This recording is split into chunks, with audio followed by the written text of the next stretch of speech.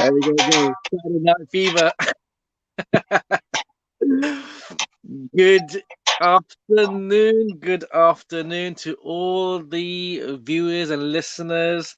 My name is Adnan Pasha from LPA Properties, and yet again, it is the charismatic, the mover and shaker of London, Mr. Lakhi Singh. How are you doing this evening, my friend? I am very well.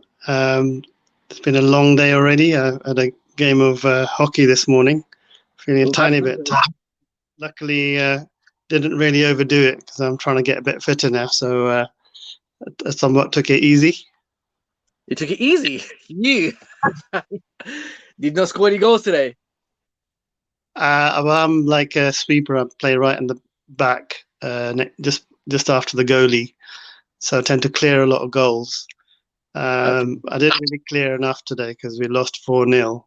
So I think I'll start using my fixer skills to try and get things better. Hold on 1 second. I can just see something on here that I can't read. 1 second. It says that. Let me just see my phone. 1 second. Well, while Lucky has some technical issues that he's sorting out. Some of your destinations are now shown. Hold on 1 second.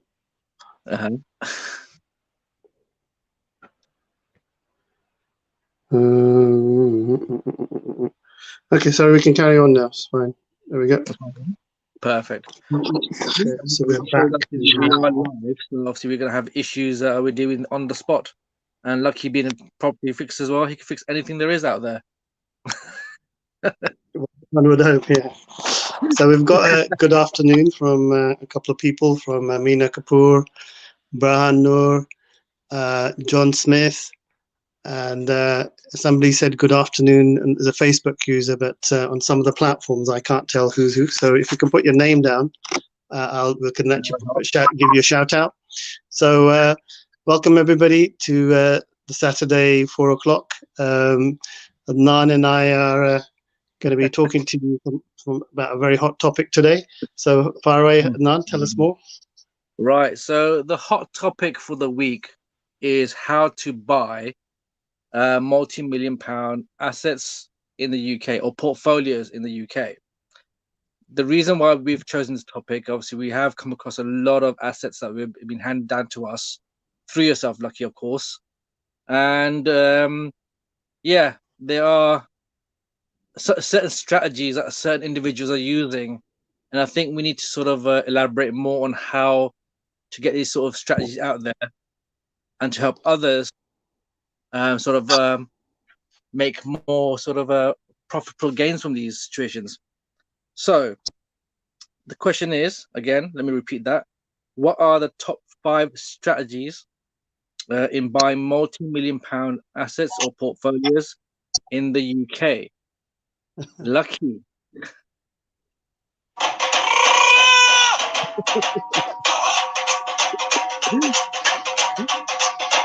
Sorry, mate, I can't really help the music. You know, once you put it on, I have to put it on again and again. So, Saturday Night Fever, isn't it? Lakhi Singh, the property fixer. So, first of all, before we start, just a big shout out for all the people that are suffering due to lockdown, and also for a lot of the, I think it's 250 million Indian farmers protesting now about the reforms that the Indian government has made.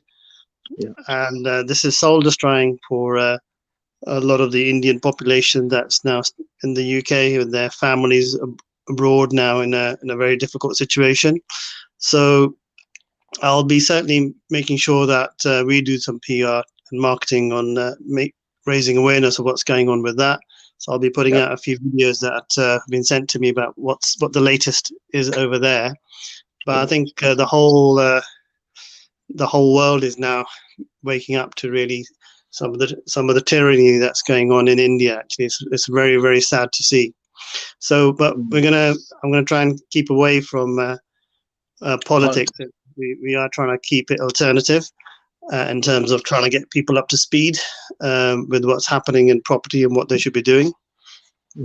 So, going back to your topic, there's 5 key things that we're going to be talking about today, and which we think will assist you in actually getting your property multi-million pound property portfolio delivered on time, on budget, with profit, with some exit, with clarity, with the professionals, with good money, with everything that you need. So, from head to toe, we're going to give you the full picture about what you should be doing to be able to get your portfolio completely in sync. So, I think what we'll do is let me throw the question back at you first of all. What sort of, obviously you're dealing with the buyers day in, day out. What are the 3 or 4 things that you think maybe are like the fundamentals when people are trying to build a multi-million pound portfolio? Okay, fine. So from what I've experienced right now and dealing with certain high net worth clients out there, I think for the first thing will be they all have a plan. They have a strategy in place, a plan in place, whereby they follow a certain pattern in order to get these properties.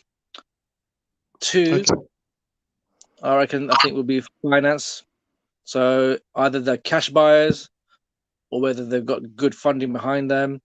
That's very, very important. 3, I think, is going to be doing with their sort of power teams. So solicitors, and I have to say, some of the solicitors I've been dealing with for most recently, God Almighty help them. But yeah, there are some out there who are good and who are not so good, in my opinion. But it's very, very important to have the right legal team behind you. We should keep it positive. Yes, it is positive, but you've got to get the right solicitor behind you. People are suffering out there because there's a lot of unknowns out there because of the land registry being quite slow, or surveyors being slow, or banks being slow. So the deals are barely going through because lenders are being very difficult as well on the lending side. So it's not really an easy market. But let you continue. So I'm taking notes so I can make sure I can apply in that we. Okay, so I think that was third, isn't it? So power team was third, I said. So solicitors, your architects, and everything else. Make sure they have the really good ones in place. 4, this may be a bit sort of controversial, but I think it's to do more with credibility. I come across a lot of buyers out there, Lucky, who say one thing and do something completely different. So if you are in the market of delivering and purchasing something straight away, then do so. So I think credibility is massive if you're a buyer and if you're dealing with agents and other sources out there. I think 5, if I'm going to be, I think your network. So if you have a really strong network, again, that will be a very sort of helpful tool in implementing your strategies. Do you want to add something to that, Lucky, or have you got something different? What we'll do is, I think I've got something very similar. I'll go into a bit more detail and cover those points off then. And then feel welcome to interrupt me and ask me questions. But before I start, I'm going to do a bit of...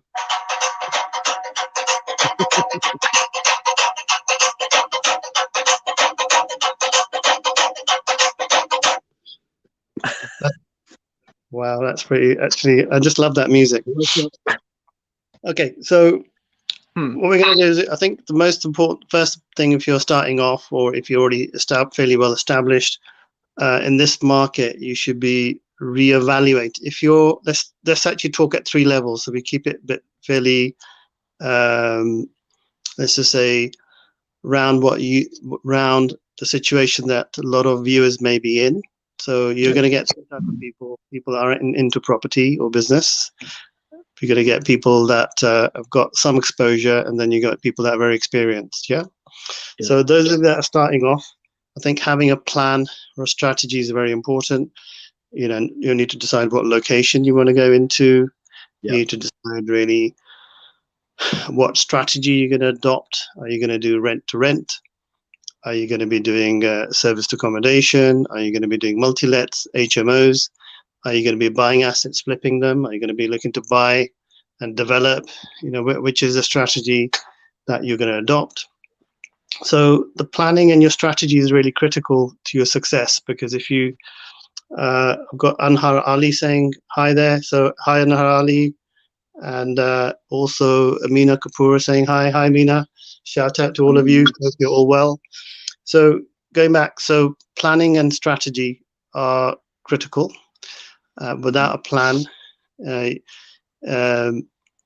think if you fail to plan, then you plan to fail. I think that's the sort of thing. Agreed. I think I remember that. Okay. And the second, I think, let's talk a bit about planning and strategy. So you're going to understand really what your own personal strengths and weaknesses are as an individual. So if you're not very good at accounts, not really, but you're really good at marketing and relationships, then you're going to work on your strengths. Yeah. So you've got to look at your strengths and weaknesses as an individual and as a business.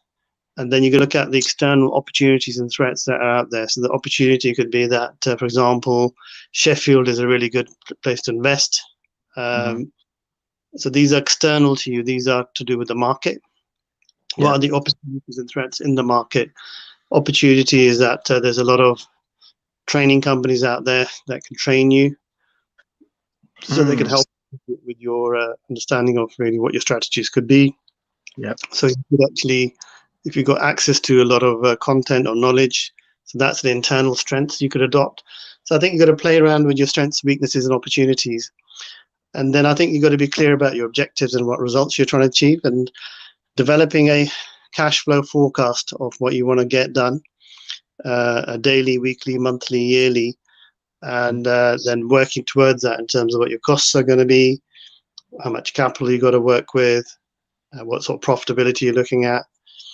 So I think all those things are very important. So if you're starting up, then having a business plan and also having some understanding of really what's happening in the market in terms of a strategy is really important. If you're already established, then I would say that it's really important to now reevaluate what's happening in the market, because the market is now very tight. You know, it's not the same market it was about a year ago.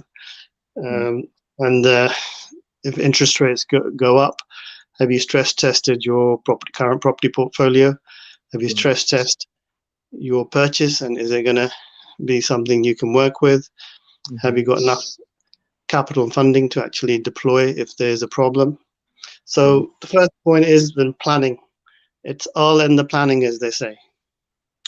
Indeed. So basically, guys, planning is very critical. It doesn't matter what stage you are in right now. You could be a beginner or experienced.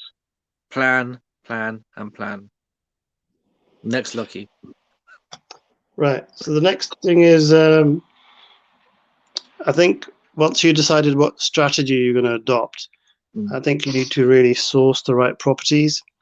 And part of sourcing is really having using maybe 10 different strategies to try and get access to stock. So the obvious one is talking to estate agents. You could talk to us, to LPA Properties, to Adnan, to myself. Second is you can talk to sourcing agents that specialize in sourcing properties across the UK or particular areas. Thirdly, you can source sellers or buyers directly, depending what you're trying to do, by using social media as a tool. But just be sure that social media is not like an overnight thing. You do have to spend time, effort, money on it in terms of developing your profile, having engagement, and also people realizing, knowing really what is it that you can do that they can't do themselves. So you need to bring something to the table. You can't just sort of be there, but with no real strength. So if you've got access to finance, you can help close deals better, or you've got a particular strategy and you're able to push that out, and people realize you can deliver on something that's going to help them if they're an agent. So I think you're branding yourself, creating a sort of like a name for yourself, like having a good brand name. So you could call yourself Bangla Properties or something, yeah, because or your properties dance or something, yeah. They go ding ding ding ding. So you're gonna have something a bit that stands out, some sort of unique selling point. So people get the energy about you. So that's number 2 on my hit list, I think. Then the third thing is having a power team.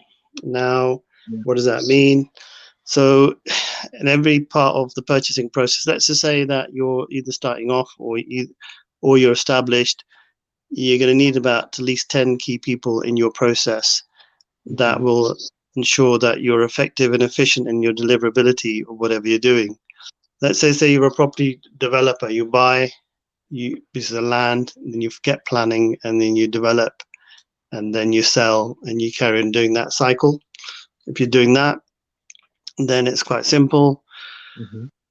You need to have, number 1, a good land sourcing agent or an agent. You need maybe a good agent on your books in that area that actually you work with, maybe, who's actually quite good at sourcing, supplying properties to you. You need possibly a good architect. Well, you definitely need an amazing architect and a really amazing quantity surveyor, as well as a project manager and also a building contractor. Then you also need, obviously, a good conveyancer or a law firm that actually is quick on the draw and can read between the lines in terms of helping you to deliver on deals. You also, you also will kind of come on to this, but part of the power team, you also need a good financier. So, if you're buying land, then you may need a specialist financier. If you're just buying bricks and mortar and buy-to-let mortgages, then you might need just like a buy-to-let mortgage broker. But then if you're doing a little bit of everything, you might need a regulated broker, commercial broker, and a private lender, and sort of family offices to be able to actually do the whole spectrum for you, especially if you're quite experienced. So we'll come on to finance in a minute. So power team could be a panel of experts in finance. Then let's just say you need a good accountant to ensure that your tax is actually completely up to speed.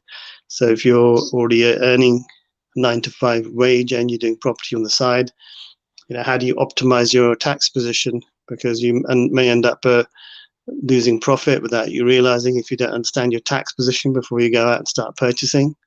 So there's a lot at stake. So having that whole supply chain of that power team is critical to your success. So if you just had those key people as an example, let's just throw one additional one in there, 2 in there. Let's say insolvency practitioner, because they get a lot of property deals, or they're going to require to sell properties quickly for clients to try and help them to get back up to speed with the problem. And then a tax solutions company, so they can look at capital gains tax issues, inheritance tax issues, stamp duty issues, your personal income tax issues, and see how they all tie up together.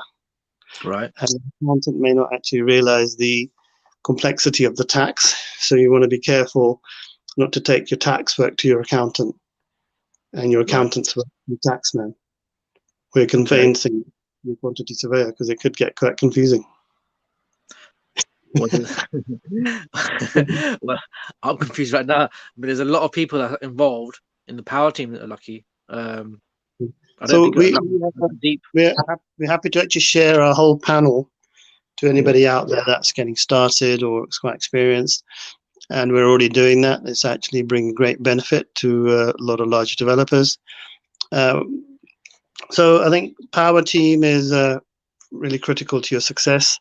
If you're just starting off, you may just need a couple of people. You don't need to worry too much about having a massive Power Team. But as you're getting more established, you're coming a couple of million turnover per year type company, then I think your Power Team is actually going to be quite critical to your optimization of your business. Okay. Next. So I've covered the Power Team. So let's just ticking them off as we go through. So I think the third thing is you need really a sourcing plan, because one of the most toughest thing is really to find more like an implementation plan of how you're going to implement your strategy or the plan that you came up with business. You need a sourcing sort of structure or getting access to deals. So what I'd advise is, yes, speak to Adnan and myself, and we can be, or you can talk to any agent that actually suits your profile of what you're trying to do. So you need to talk to agents, definitely. So you could be localized, they could be national, they could be sourcing agents, they could be specialists in your area of expertise in terms of service accommodation, it could be rent to rent, it could be lease options, whatever area that you're looking to get into. So that's going to be very critical for your success. So number one is, let's just say, agents, and that itself is a massive area. Second is going direct, setting up self on social media with the brand, marketing, name, and also then creating an engagement, maybe setting up a Facebook group, maybe joining groups which are pertinent to your locality, maybe doing a distribution, like a leaflet campaign in a particular area and getting your marketing message right. So those are just three things that I'm thinking of. I mean, you might want to do a newspaper article in a local newspaper or a national newspaper. You may, if you're doing top-end luxury stuff, you may want to advertise in the Estates Gazette, which is very thin these days, but nevertheless, it's still around. It used to be like... I think a lot of the newspaper articles are now thin nowadays, Lakhi. Everything's on the internet. So there's a massive opportunity to structure your sourcing in a way so that you can look at the most effective strategy. It could be internet search engine optimization. It could be a social media team that literally engages with particular audiences using the internet. It could be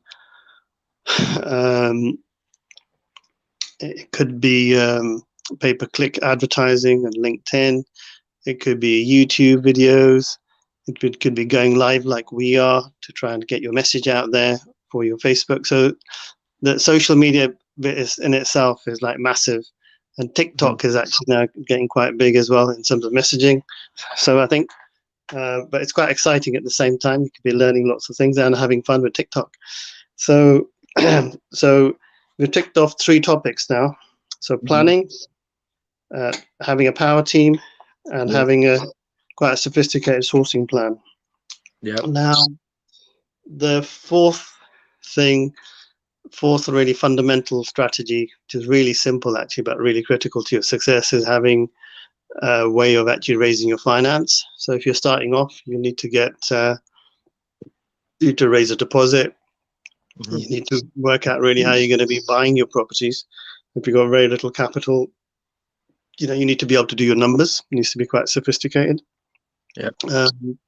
So you need to look at your sources of finance. So if you're quite experienced, you may have a portfolio that you can dip into and you can use that as leverage. So you could be quite sophisticated in what you're doing with your finances, that regard. But one of the things I was just saying on the show yesterday which I'm not sure whether you see with Ninder Singh actually, is that if you group up with a couple of other developers and you position yourself and you develop a stronger set of credentials, they might, as a group, allow you to actually get better funding.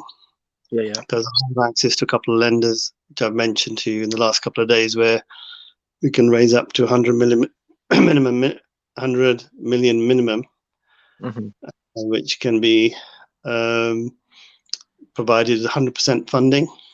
But you have to fit the criteria. You got to have some credibility. You got to have a bit of strong credibility. But these are family offices; they're not banks, so it could be easier for you to get funding at 100 million than for you to raise £10,000. Okay, but what about interest rates? Are they different, Lakhi, or are they the same? Well, sometimes for interest rates for 10%, borrowing £10,000 could be 20% a year. So it depends on what you're comparing to what. But I think on 100 million, I have access to a fund that will lend the money out at 2.5% a year. Really? Okay. 2% funding. And but I think a lot of those things are not for these audiences. They're really for a lot of the large ultra high net clients that we're working with. But what I'm trying to say is anybody that's a mid-tier investor around 2 million to 3 million or 4 million, we could help you to devise a strategy to actually get 100% funding. But the minimum lending is 10 million from some of these family offices. But nevertheless, it's always worth talking to us. We're always happy to listen and talk and see really what we can do. So finance is critical. Having some sort of facility, easy access to finance, because if all your capital is tied up and you can't go out to the bank and let them give you money that you can release from your properties easily, then it's going to be very difficult for you to grow a multi-million-pound portfolio. You're just going to be able to buy about one property a year if you're not structured financially properly. Yeah. Okay. And the fifth one? Well, I'm running out of breath now. I think maybe it's too much. Tiny break. There we go.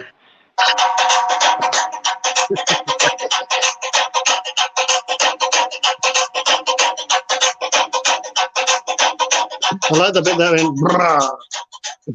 Maybe that wasn't me, by the way. That was somebody else doing it. The brah bit, that was really good. There we go. Right. I feel better now. I think I need that. Bangla tunes.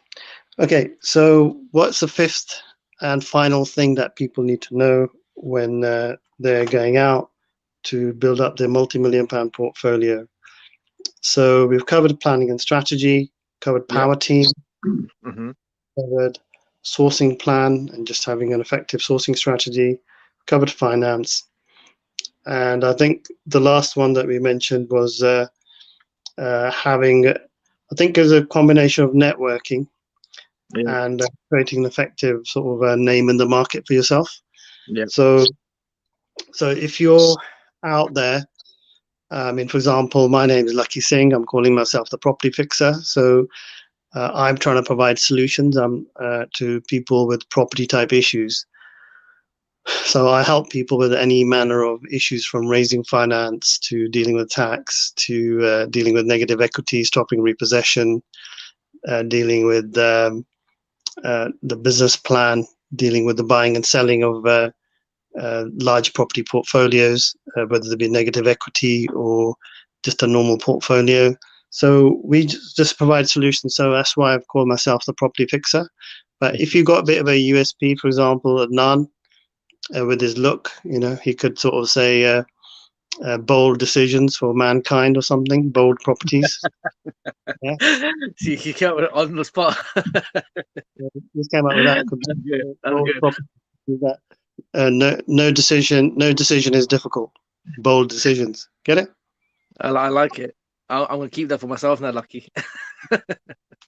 That's right. I had to be careful. I had to be careful how I said that. That was a close shave. Oh, you're coming out with all the jokes today. Okay. So basically, I think we're complete. So I think a couple of other examples of companies that, I mean, if you're trying to establish more self a business or a company, happy to help you with the strategy or branding for yourself.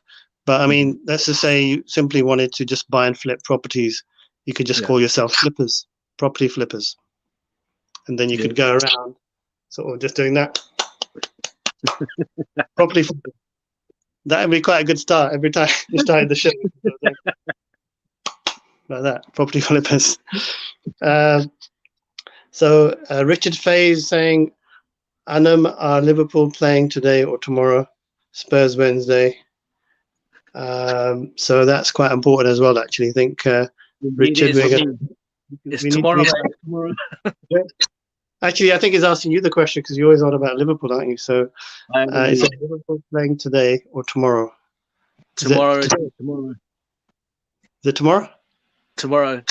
This is why we try to make sure it's a bit early this time, Lucky. Okay. What time are they playing tomorrow? About 3 o'clock, I think. Cool. Okay, we'll have to do the interview tomorrow at around 10:30, I think. I think so as well. Okay, I think it's 31:22 now. In fact, hold on, it's 31:20. Hold on, it keeps it moving. 31:33. Yeah. No, Lucky, thank you very much for your time again. And again, your charisma just shone and made me laugh today. Thank you very much for that.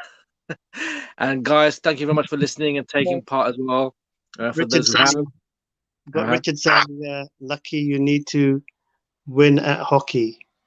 So, Richard, no, mate, that I always win at hockey. The key thing is 80% of sports is just turning up. At the ripe age of 53, if I still turn up, that's actually, in fact, that's winning. It sounds very American, doesn't it?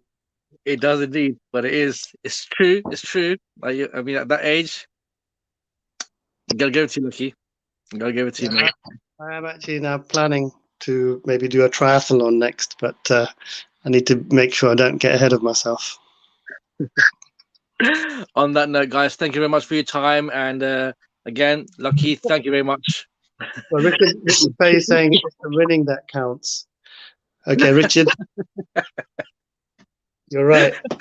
I better win next time. And I'm going to try my best, Richard. I've got the orders from Richard now. Well, let's all win at property investing as well. So that'd be good for all our listeners out there as well. But again, guys, thank you very much for your time. Thank you very much for your time and entertainment. And have a good evening from Adnan from LPA Properties and from Lakhi Singh, the property fixer himself. Take care, guys. Have a good one.